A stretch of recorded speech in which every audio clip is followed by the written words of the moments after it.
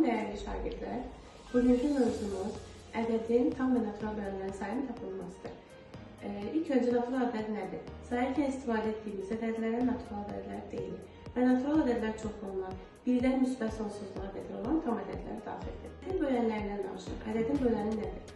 Natural ədədin bölündüyü, qalıqsız bölündüyü hər bir natural ədəd həmin ədədin böləni adlanır.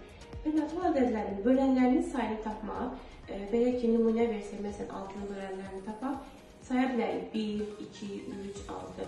Lakin böyük ədədlərdə bunları tapmaq çətin çəkdiyimiz üçün bizə bunun üçün xüsusi düstura ehtiyacımız var. Və bunun üçün ilk növbədə ardıcıllıq belə gedir. Natural ədədlərin sayını tapmaq istəyirsə, birinci, ədədi sadə qruplara ayırmaq lazımdır.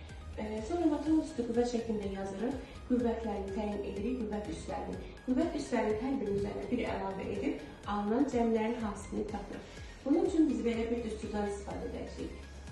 Əgər ədədin özünün qruplara ayrı şəkli bu olarsa, bu şəkildə verilirsə, A bərabərdir, A üstü M, B üstü N, C üstü K.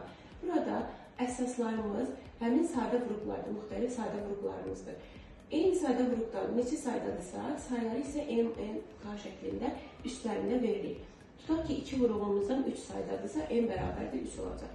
Və natural bölənlərin sayını tapmaq üçün həmin üstlərin üzərinə bir əlavə edirik, hasillərini tapırıq.